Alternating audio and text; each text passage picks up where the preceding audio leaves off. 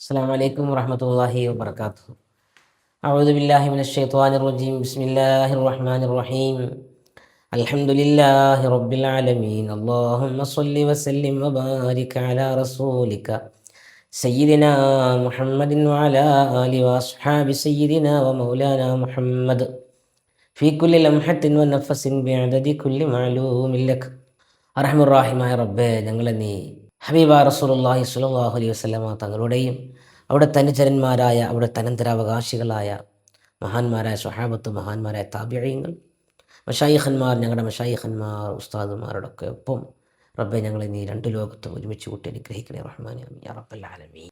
പ്രിയപ്പെട്ടവരെ, നാം ഗുരുക്കന്മാരെ കുറിച്ചാണ് സംസാരിച്ചുകൊണ്ടിരിക്കുന്നത്. ഒരു ഗുരുവിനെ സ്വീകരിക്കൽ നിർബന്ധമാണ് എന്ന് നാം കഴിഞ്ഞ ക്ലാസ്സിലൊക്കെ പറഞ്ഞു.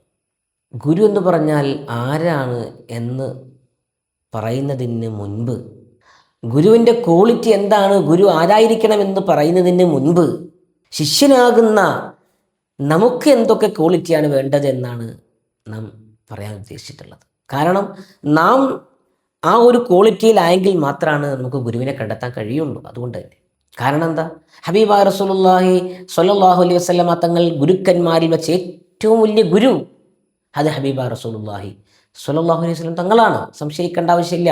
മുൻഗാമികളിലും പിൻഗാമികളിലും ഏറ്റവും ഉന്നതരായ ഗുരു ഹബീബായ തങ്ങളാണ് സ്വല്ലല്ലാഹു അലൈഹി വസല്ലം. എന്നിട്ടോ ആ കാലഘട്ടത്തിലുള്ള എല്ലാവരും നന്നായോ?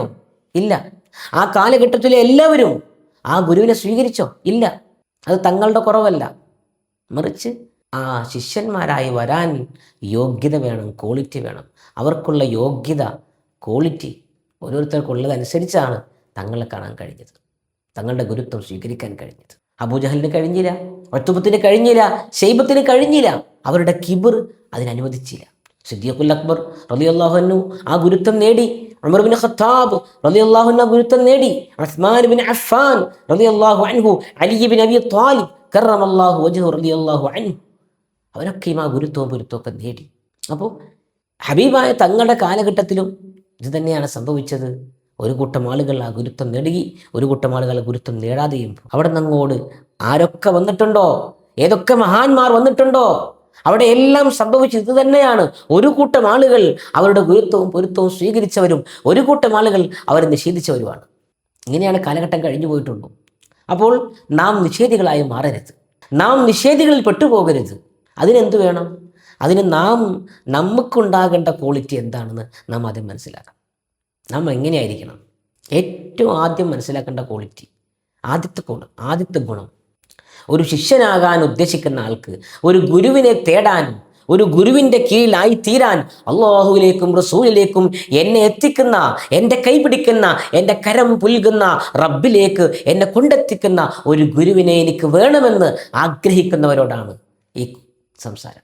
എല്ലാവരും ആഗ്രഹിക്കുന്നവരാണ് റബ്ബിലേക്ക് എത്താൻ, എന്നെ കൈപിടിക്കാൻ, ഹബീബായ റസൂലുള്ളാഹി സ്വല്ലല്ലാഹു അലൈഹി വസല്ലമ തങ്ങളിലേക്ക് എന്നെ ചേർക്കാൻ, എന്നെ കൂട്ടിക്കൊണ്ടുപോകാൻ കെൽപ്പുള്ള ഒരു ഗുരുനാഥൻ എൻ്റെ കൈപിടിക്കാൻ ഉണ്ടാകണമെന്ന് ആഗ്രഹിക്കാത്തവരാരാ ഉള്ളത്?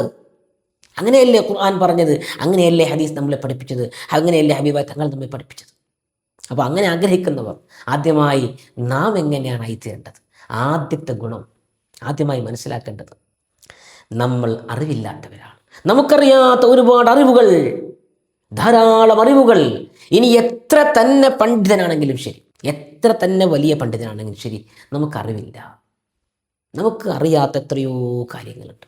നമ്മൾ അറിഞ്ഞത് എത്രയോ ചെറുതാണ്, എത്രയോ തുച്ഛമായ കാര്യങ്ങൾ മാത്രമാണ് നാം അറിഞ്ഞിട്ടുള്ളത്. ഇതാദ്യം നമ്മൾ മനസ്സിലാക്കി വെച്ചില്ലെങ്കിൽ വളരെ പ്രശ്നമാണ്, ഭയങ്കര പ്രശ്നമായിരിക്കും. ആദ്യം ഇത് അറിഞ്ഞു വെക്കണം, അത് ഹൃദയത്തിൽ ഉറപ്പിച്ച് തന്നെ വെക്കണം. നമ്മളറിയാത്ത ധാരാളം അറിവുകൾ ലോകത്തുണ്ട്. നമ്മളറിയാത്തത്, മനസ്സിലാക്കാത്ത എത്രയോ അറിവുകൾ. അറിഞ്ഞത് ഒരു അംശമാണെങ്കിൽ അറിയാനുള്ളത് കടല് പോലെ പരന്നു കിടക്കുക. അതുകൊണ്ടാണ് സയ്യിദുനാ ഖളർ അലൈഹിസ്സലാത്തു വസ്സലാം, മൂസ നബി അലൈഹിസ്സലാത്തു വസ്സലാമുമായിട്ടുള്ള ചരിത്രത്തിൽ കാണാൻ കഴിയും. ഒരു കൊക്ക് വന്നിട്ട്, ഒരു കുരുവി, ഒരു ചെറിയ അടുക്കാക്കുരുവി വന്നിട്ട് ഒരു കൊക്കെടുത്ത്, അതിൻ്റെ കൊക്കിൽ ഇങ്ങനെ കടലിൽ നിന്ന് വെള്ളം കൊത്തിയെടുത്തിട്ട് ഇങ്ങനെ കപ്പലിൻ്റെ അരികിലൊന്ന് നിരുന്നു എന്നാണ്. അങ്ങനെ പിന്നെയും പോയിട്ട് കടലിൽ പോയിട്ട് കൊത്തിയെടുക്കും, കപ്പലിൽ വന്നിട്ട് ഇങ്ങനെ ഇരിക്കും. അപ്പോൾ ഖദർ അലൈഹി സ്വലാം ചോദിച്ചു എന്നാ മൂസാ നബി അലൈഹി സ്വലാത്തു വസ്സലാമിനോട്, എന്താണ് ആ കുരുവി പറഞ്ഞതെന്ന് മനസ്സിലായോ? അവില്ല.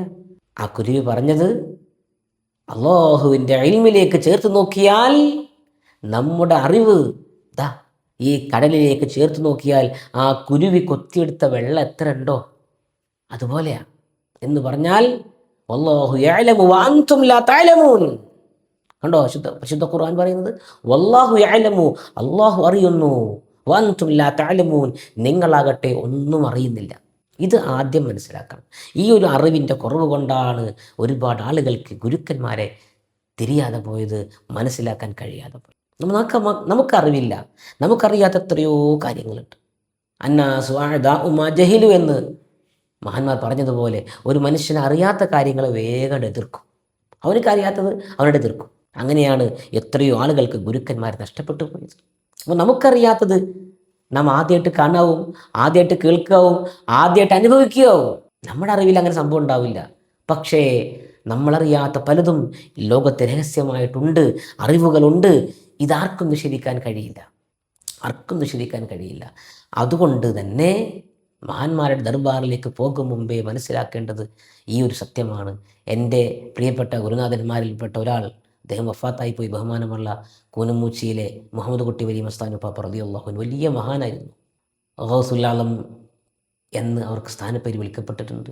യദുല്ലാഹി, അള്ളാഹുവിൻ്റെ കരം എന്ന് അവരെക്കുറിച്ച് തന്നെ പറയാറുണ്ട്. ഒട്ടേറെ കറാമത്തുകൾ കൊണ്ട്, ദൃഷ്ടാന്തങ്ങൾ കൊണ്ട് അറിയപ്പെട്ട മഹാന കൂനമുച്ചയിലെ വലിയുല്ലാഹി മുഹമ്മദ് കുട്ടി വലിയ മസ്താൻ ഉപ്പാപ്പ.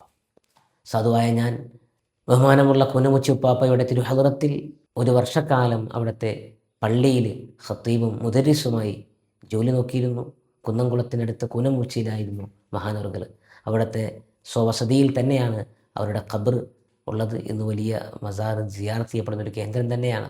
ഒരു വർഷം അവിടെ നിന്നതിൽ ഒട്ടേറെ അനുഭവങ്ങൾ എനിക്കുണ്ടായിട്ടുണ്ട്. ഒട്ടേറെ അനുഭവങ്ങൾ നാം ഒന്നും മനസ്സിലാക്കുന്നതല്ല, മഹാന്മാരെക്കുറിച്ച് അനുഭവിച്ചറിഞ്ഞ് തന്നെ പഠിക്കണം.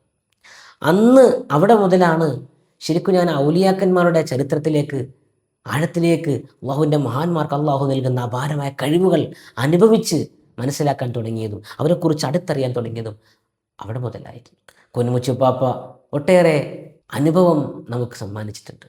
ചുരുക്കി ഞാൻ പറഞ്ഞുകൊണ്ടുവന്ന കാര്യം, ഒരിക്കൽ ബഹുമാനമുള്ള ഉപ്പാപ്പ എന്നോട് പറയായിരുന്നു, നോക്കൂ, നിങ്ങൾ എത്ര വലിയ അറിവ് നിങ്ങൾ പറഞ്ഞാലും നിങ്ങൾ പറഞ്ഞ അറിവിൻ്റെയും മേലെ അറിവുകളുണ്ട് എന്ന് നിങ്ങൾ മനസ്സിലാക്കണം.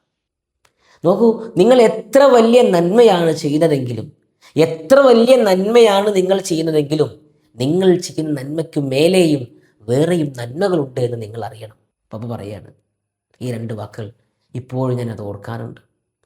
എത്ര വലിയ അറിവ് നിങ്ങൾ പറഞ്ഞാലും ശരി, അതിൻ്റെയും മേലെ അറിവുകളുണ്ട്. എത്ര നന്മകൾ നിങ്ങൾ ചെയ്താലും ശരി, അതിൻ്റെയും മേലെ നന്മകളുണ്ട് എന്ന് നിങ്ങൾ അറിയണം കേട്ടോ. അപ്പോൾ മഹാനറുകൾ അങ്ങനെ പഠിപ്പിച്ചതിൻ്റെ പിന്നിൽ രഹസ്യം എന്താണെന്ന് ചോദിച്ചാൽ, നമുക്ക് തോന്നുകയാണ് കുറേ കാര്യങ്ങൾ അറിയുമ്പോൾ നമുക്ക് അറിവുണ്ടെന്ന് തോന്നുകയാണ്. ഒരിക്കലും അല്ല.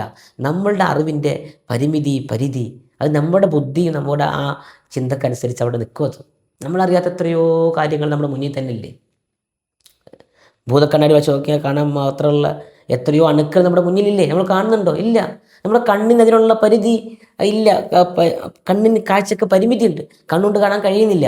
സ്റ്റെതസ്കോപ്പോ അല്ല മറ്റേ അതുപോലുള്ള ഭൂതക്കണ്ണാടി ഒക്കെ വെച്ചിട്ട് നമ്മൾ നോക്കുമ്പോഴാണ് നമുക്ക് കാണാൻ കഴിയുള്ളൂ. നമുക്ക് കേൾക്കാൻ കഴിയാത്ത ശബ്ദങ്ങളുണ്ട്.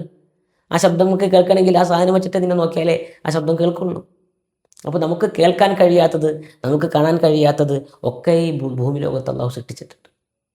ഇപ്രകാരം തന്നെയാ നമ്മുടെ ചിന്തയിലും ബുദ്ധിയിലും ഒതുങ്ങാത്ത എത്രയോ കാര്യങ്ങൾ നമുക്ക് ഉണ്ട്. എത്രയോ കാര്യങ്ങളുണ്ട്. ഇപ്പോൾ ഉദാഹരണം ഖുർആൻ, പരിശുദ്ധ ഖുർആൻ്റെ ആയത്തുകൾ അറബി അറിയുന്നവർക്ക് എല്ലാവർക്കും അർത്ഥം വയ്ക്കാൻ കഴിയൂല. ഖുർആനിൻ്റെ ഒരു ആയത്ത് ഓതിക്കഴിഞ്ഞാൽ, ഉദാഹരണം പറയാം, ബിസ്മില്ലാഹിർ റഹ്മാനിർ റഹീം. ഈ ആയത്ത് ഇപ്പോൾ ആർക്കറിയാത്തത്? എല്ലാവർക്കും അറിയാം. ബിസ്മില്ലാഹിർ റഹ്മാനിർ റഹീം, റഹ്മാനും റഹീമുമായ അള്ളാഹുവിൻ്റെ തിരുനാമം കൊണ്ട്. നമ്മളോട് ഇപ്പോൾ ഇതിൻ്റെ അർത്ഥം പറയാൻ പറഞ്ഞാൽ നമുക്കിപ്പോൾ എന്താ പറയാൻ പറ്റുക? റഹ്മാനും റഹീമുമായ, പരമകാരുണ്യവാനും കരുണാനിധിയുമായ എന്നൊക്കെ നമ്മൾ പറയും. കഴിഞ്ഞു. നമുക്ക് അത്രേ അറിയുള്ളൂ. നമ്മുടെ ബുദ്ധിക്ക് ചിന്തക്ക് അത്രേ. ഇനിയിപ്പോൾ എന്താ വേറുള്ളത്? കാരുണ്യവാനായ പരമകാരുണ്യവനും കരുണാനിധിയുമായ അള്ളാഹുവിൻ്റെ നാമം കൊണ്ട് ഞാൻ തുടങ്ങുന്നു. ഇത്ര നമുക്കറിയുള്ളൂ. അവനുള്ള ബുദ്ധി നമുക്കുള്ളൂ. സയ്യിദുന അലി റളിയല്ലാഹു അൻഹു പറയുകയാ, ബിസ്മിയുടെ വ്യാഖ്യാനം ഞാൻ അറിയുന്നത് എങ്ങാനും എഴുതുകയാണെങ്കിൽ 70 ഒട്ടകങ്ങൾക്ക് ചുമക്കാവുന്നതിൽ അപ്പുറം ഞാൻ എഴുതുമെന്ന് സയ്യിദുന അലി റളിയല്ലാഹു അൻഹു പറയാ. ആലോചിച്ച് നോക്ക് നിങ്ങൾ.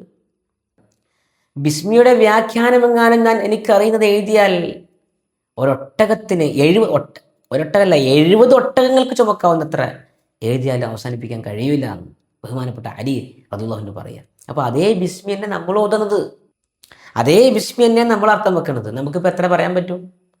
അത് നമുക്കതിനുള്ള കഴിവുള്ളൂ, നമുക്കതിനുള്ള പരിമിതിയുള്ളൂ. നമ്മുടെ ബുദ്ധിക്കും അതിനൊക്കെ പരിമിതിയുണ്ട്, ചിന്തകൾക്ക് ബുദ്ധിക്കൊക്കെ പരിമിതിയുണ്ട്. അലി റളിയല്ലാഹു അൻഹു പറഞ്ഞിട്ടുണ്ടല്ലോ, ആലമുൽ അർവാഹിൽ വെച്ചിട്ട് അള്ളാൻ്റെ മുന്നിൽ വെച്ചിട്ട് ബല എന്ന് പറഞ്ഞാൽ ഞാനിപ്പോഴും ഓർക്കുന്നുണ്ട് എന്ന്. അവർക്കാണ് അത്ര ഓർമ്മയുണ്ട്, അവർക്ക് ആ ബുദ്ധിയുണ്ട്, നമുക്ക് ആ ബുദ്ധി ഇല്ല. അപ്പോൾ ഖുർആൻ്റെ ഒരു ആയത്ത് കേട്ടാൽ ഇബ്നു അബ്ബാസ് റളിയല്ലാഹു അൻഹു ഭയങ്കര തഫ്സീർ ചെയ്യുമായിരുന്നു. സ്വഹാബികൾ പോലെ അത്ഭുതപ്പെട്ടു പോയിട്ടുണ്ട്.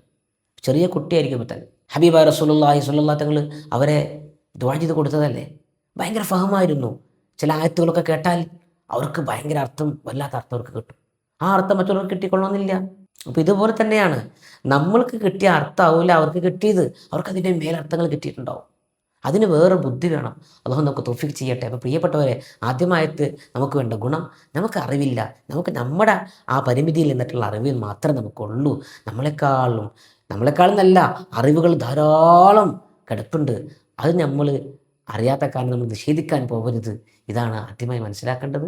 ഇൻഷാ അല്ലാഹ് അടുത്ത ക്ലാസ്സിൽ വീണ്ടും കാണാം. അസ്സലാമു അലൈക്കും വറഹ്മത്തുള്ളാഹി.